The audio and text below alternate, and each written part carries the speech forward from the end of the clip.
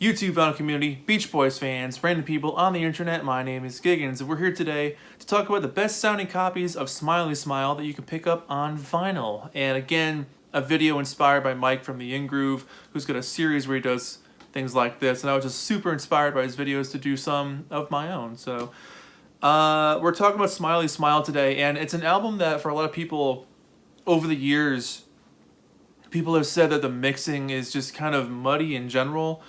So finding a really clean sounding copy of this thing is not too easy because of what it already sounds like.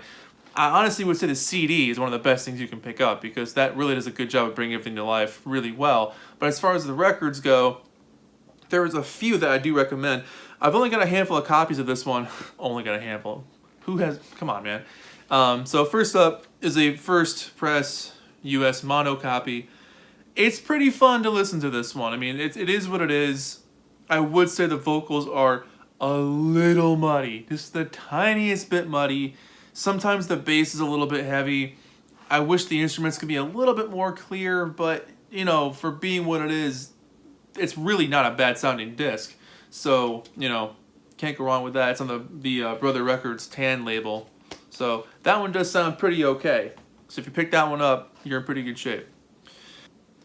This is a 1967 UK copy in stereo, and it's slightly better than the mono. Just slightly better. There's a little bit more top end on this one. So the vocals kind of come out a little bit more. There's a little bit more enunciation. It's a little bit more vibrant, a little bit more rich. It's a good sounding copy of the album. If you come across a stereo copy of this thing from the UK, I recommend picking it up. It sounds really, really good. So can't go wrong with that one.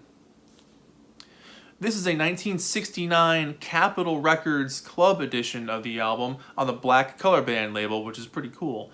And this one sounds pretty much the same as the UK stereo. I don't have an original 1967 stereo, so I can't compare that one, but it really does sound pretty much the exact same thing as the UK, so not a bad sounding disc. Can't really go wrong with this one. The 1974 Twofer Pack with Friends. I'm a big fan of this series. They did an excellent job with the mastering on these things. If you happen to pick up any of these things, they're really worth it. Sound-wise, the quality control was top-notch. They sound fantastic. Really decent clarity on their instruments. The vocals sound pronounced and really articulate. A lot of good clarity on this one. It's a lot of fun to listen to. It just really makes you smile. Well, there you go. It's going to happen at some point. But yeah, this one and then the Wild Honey in 2020 release, if you come across them, pick it up. Bar for the sort of bland covers, the music on the disc sound really, really decent. So, worthwhile. And last but not least, and probably, you know, a lot of people expected this one, 2016 Analog Productions. Yeah, this one wins.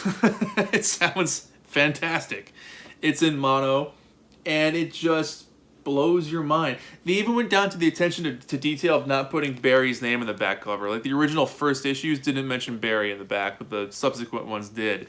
The attention to detail and the quality control at Analog Productions is top notch, second to none. No one does it better.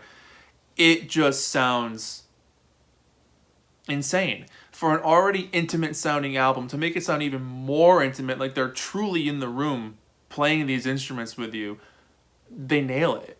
You know, like the dryness, the sometimes reverbness of it, everything about this thing screams by it.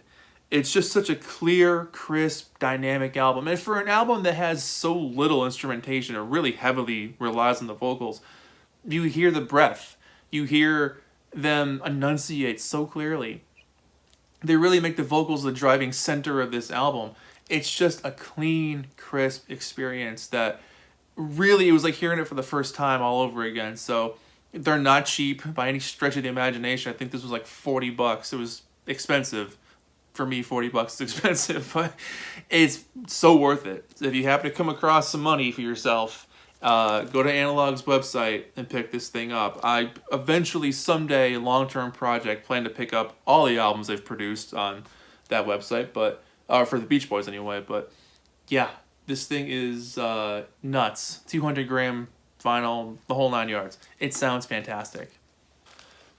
So that's it. What's your favorite sounding copy of Smiley Smile? Is it an original? Do you prefer the originals just because they're old? Or do you prefer any issue that sounds good for the experience of the music?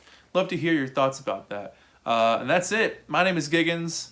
This has been the Beach Boys Smiley Smile, the best sounding versions on vinyl you can pick up, or what I think is the best sounding one, out of all the variations out there. So there you go. Thank you so much for watching. I'll see you in the next video. Bye-bye.